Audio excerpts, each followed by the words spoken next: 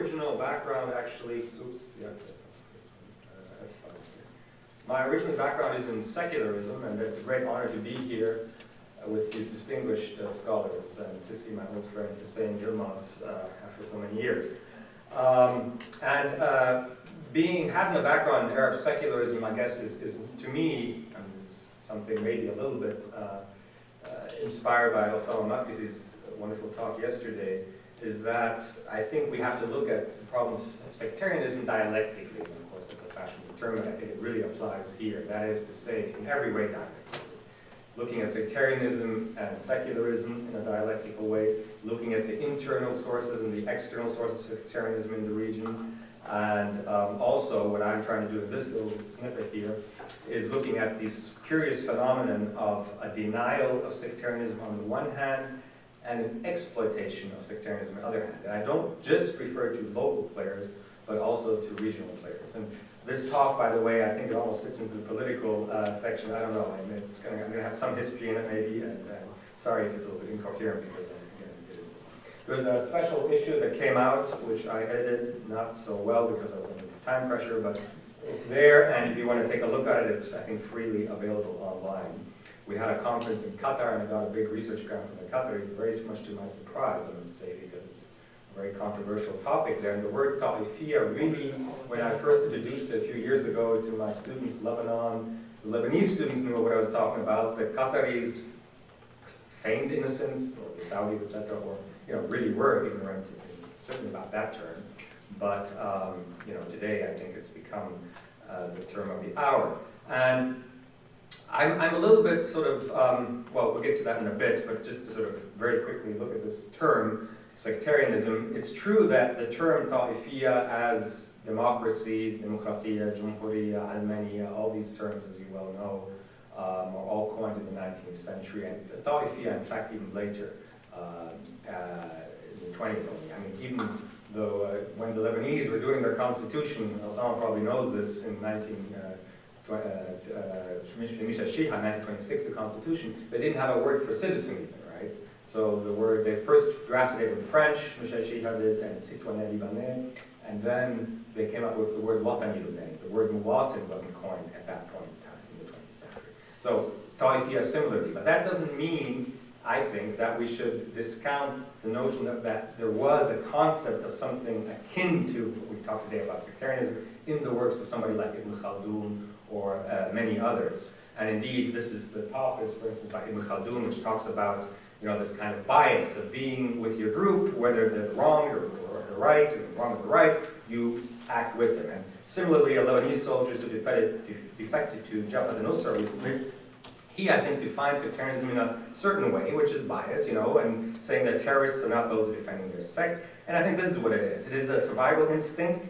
It is something that has been remarked to, again, I say Ibn Khaldun, but also, of course, people like Rousseau and even America. And in that sense, it is something that's not incidental. And it is, this is very controversial, and I hope people wake up kind of because I have a controversial stake on this. I think to a degree it is an instinct. At least that's the way it is often depicted by people in Khaldun. But the question is, how is this survival instinct? It doesn't have to be related, obviously, to sect. It could be related in Europe to your race or to your nation. I mean, that's a beside the point. But how is it provoked by internal and external actors? And to what degree is it inherited and constructed? I think, if you ask, and I think I do this in the introductory chapter to that volume on sectarianism, is sectarianism a conspiracy constructed by foreign powers, or is it an inbred instinct and inherited by religion or by kinship ties? And I think it's both to some degree. So that's the take. You have it here in Lebanon. This kind of line servants to the Za'im in all sects. So it's not just an Islamic thing, obviously. And here we have Osama's right here, and I have his quote, which is unfair because I didn't quote the whole thing, but I'm just using it as a sort of illustrative point. This notion, because I think your phrase goes on there, I'm cutting it off there unfairly, that it is, an invention. And then we have Hamid Frangia, who was one of the fellows on the committee in 1925 of the Lebanese Constitution, who claims because that debate was held amongst, for instance, the Lebanese Military Constitution, is this thing something inherited or not? How do we frame the laws to take account of it? And he says, it's wrong to just blame the French for it, it's something we wanted. And indeed, if you look at I'm coming out with an article on this in the framing of the Lebanese Constitution, if you look at it, those clauses in the Lebanese Constitution of sectarianism are not really so much a French thing, it's the Lebanese themselves. There was one delegate who was against it, but of all the committee, all of them agreed we needed to have these safeguards. So, the major sources, I'm going very quickly here, but the major sources of sectarianism, or if you want to flip it, the stumbling blocks of secularism in the region. I think the first one, which I'm going to focus on mainly in this talk, is ideological.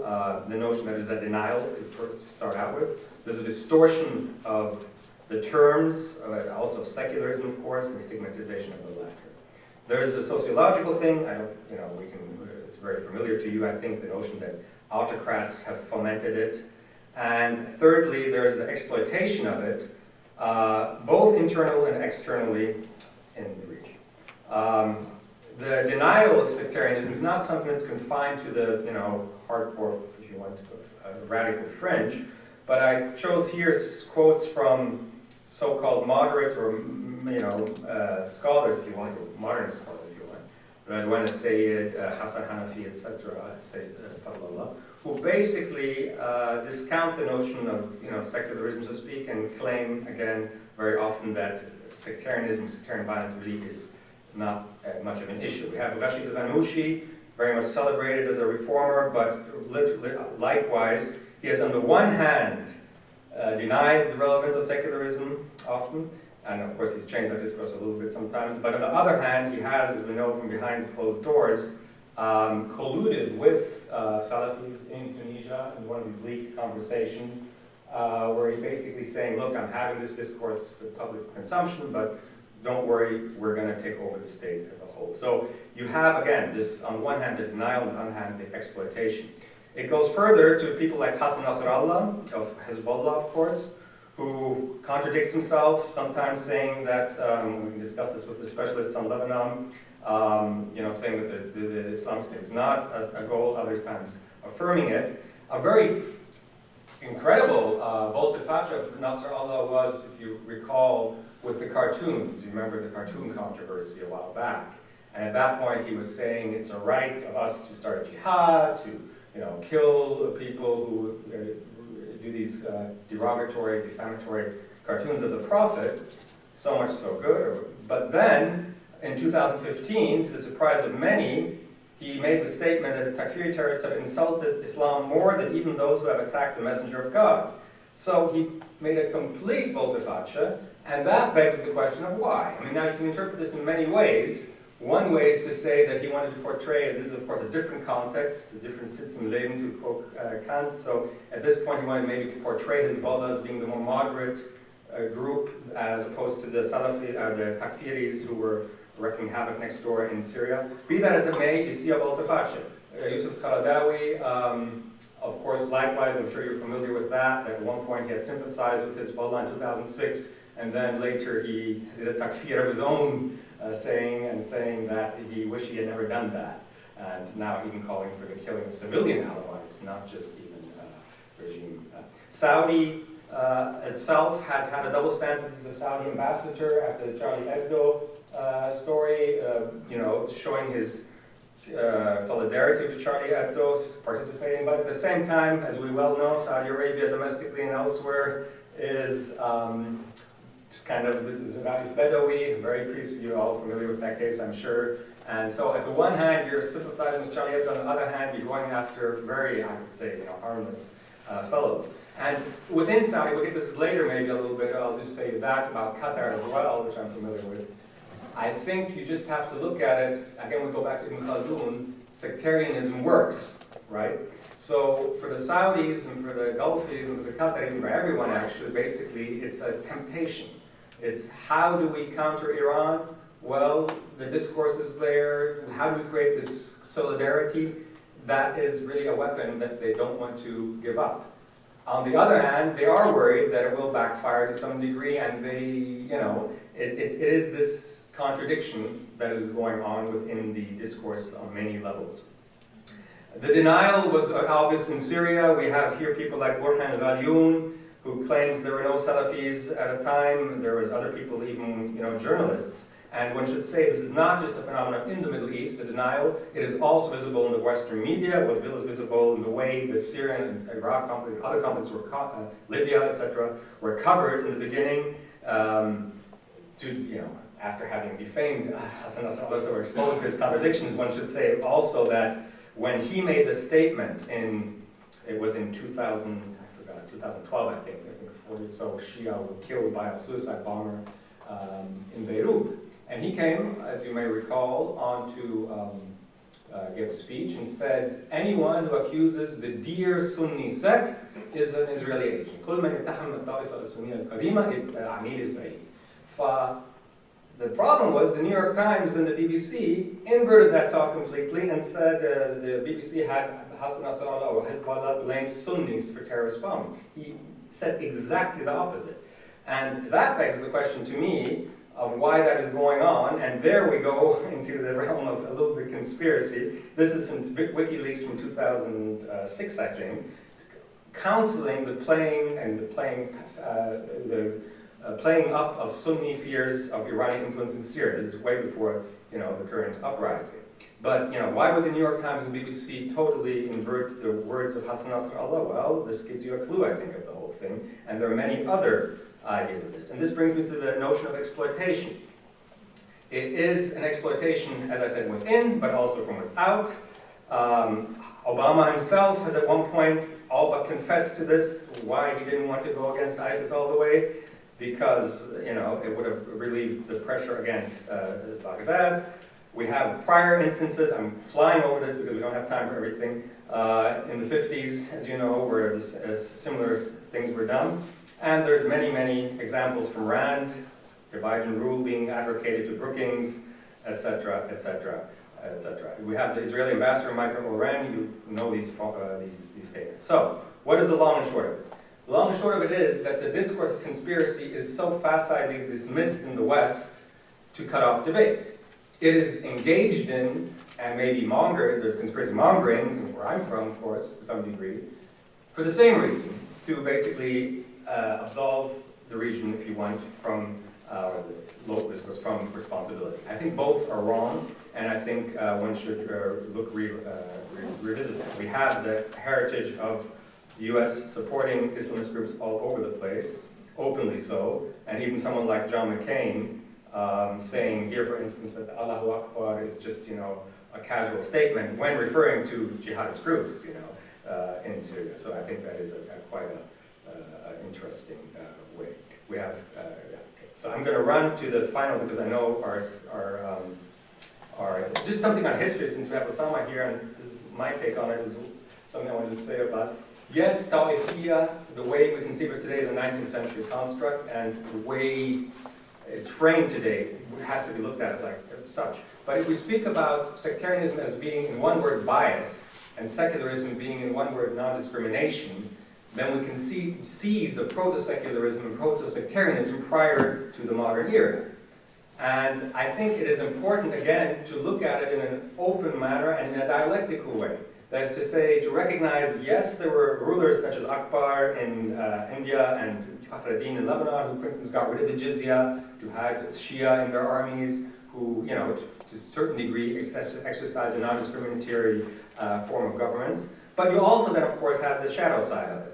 And this is, again, not, and this is something very controversial now, again, I'm going to propose, is that the secular or the liberal order we have in Europe and also in the Middle East did not come, and when I'm from Qatar, the reason why I could go to Qatar is because an emir one day said, I want to have ladies in universities and I want to have Western universities there. That was not a democratic decision. And the same thing, if you want, with a lot of the reforms in Europe with Napoleon, who went to my country, Switzerland, and then right after that went to Egypt to try to, there's a lot of other issues there. But one of the things that was there was the Code Napoleon, the notion of kind of sort of equality, and some of his avatars like Ibrahim Pasha. And by the way, Osama, I agree with you in 1860, but as Ibrahim Pasha in 1832 already established in Beirut the Diwan, which was, and also elsewhere, which equally divided between Muslims and Christians. So in a sense, the power sharing between constitutive sectarian groups goes back prior to 1860 even. And here we have Ibrahim Pasha's notion on this, basically calling for a certain equality between the sects. Now, this authoritarianism is also visible, of course, we know well, in Turkey with Mustafa Kemal Ataturk, and it didn't really, there was nobody in the Arab world really to take that scepter. Sadat, the founder of the Syrian Socialist Party, to some degree was similar to Ataturk, because in both of them, in a sense, created political parties with a secular ideology. But in Syria, if you see, this is a cover of one of the magazines there in Lebanon, and you see there's even a sectarian bias, if you want, in the kind of, this is of course, the Syrian Socialist Party has been co-opted by the Ba'ath Party, even by Syria. But you see that there are no Sunnis, for instance, on this hagiography to leaders. This is the first mention of the word secularism, which was coined 1828 by Elias Buchtor, who was one of the translators of Napoleon, and it was coined before the English word of secularism was coined. The Arabic alamaniya, or almaniya, was coined prior to the English word secularism. So just as a notion that these things are not unrelated. I don't have time to go through all of this. Let me just go on to the kind of current situation, just a very quick thing on what I see as a solution. I think we've been in a continuous devolution or escalation from the Iraq War, as I think Farha and others would agree. And some people said, the Beirut Spring was marketed as a sort of a precursor to the Arab Spring. I think people who watched that already saw the sectarian divides there, and that the infrastructure of sectarianism was not, in fact, dismantled despite all the euphoria. And we've seen indeed now the war on Hezbollah, if you want, which is now reaching new heights, took over. So in 2005 in Qatar, if you ask who's your number one enemy, the number one enemy at that point was Israel by 60%. Today, 15% say Israel, 60%, 70% say Iran. And you see that with all Egypt and everywhere else. So the sectarianism as such, these fault lines have gotten to a degree which is almost unbearable. And then what can we learn from history out of this? I think we're reaching a stage at which we maybe will reach this stage here, which is in Lebanon in the First World War, which is when there was so much, pain and suffering that, in a sense, that was a crucible into which Muslims and Christians could find a common solidarity. And one hopes that this is the original martyr statue in Lebanon, which has now been removed. And on the right, you have a Muslim Egyptian girl who painted a mosque consoling a church after there were some desecrations in Egypt, if you remember back when. So I think this crisis that we're having today is creating, the extremes on all sides, but also a big fair chunk. I know, by the way, it's a bit of a joke here. Maybe this will wake you up. I know some Qataris and Saudis. I just was in the embassy in Washington, who support, believe it or not, Donald Trump. So there is a strange phenomenon here going on of I think, a polarization. I'm not saying that because they're self-hating Muslims or whatever. I'm just saying that the current ideological spectrum in the region is such that there's so much disgust on some matters in some quarters with what's going on in terms of sectarianism, that you might have this, what you have here, for instance, if you ask people who is for a separation of, religious privatization of religion, you see the two countries which lead the pack are Lebanon and Iraq. And I don't think it's fortuitous. It's because maybe these countries, a while back, were the ones most exposed to sectarianism. And so therefore, they are also the ones, I think, most likely to kind of believe in a non-sectarian solution. Of course, this is, again, something I'm trying to write the article online. I'm going to just do it on this topic. To what degree is the current conflict dictated by the rivalry, the new Cold War between America and Russia? And I think that is very important as well. You can argue both ways. You can say the intense enmity between America and Russia is really trickling down into the local divides, or you could, if you want to make the argument, say it's a social thing, and that is then translating into on the national plane. But I think that rivalry really is, in fact, key as well. And we've seen some progress of late, but I don't think nearly enough. And there's still this betting on the sectarian cards, because, again, it is a very potent force that one cannot ignore. And this despite the fact that I was going to say last thing, that most people in the United States and in the region are against military involvement. Despite that, the sales to the region of weapons, the preparations for war are continuing unabated. And I don't think, despite all the intensity, unfortunately, that Mr. Kerry and others have really drawn the lessons yet of stopping this escalation and pouring oil into a simmering fire. But this is a very quick survey, maybe a segue, inshallah, into the next political session. Okay. Thank you very much.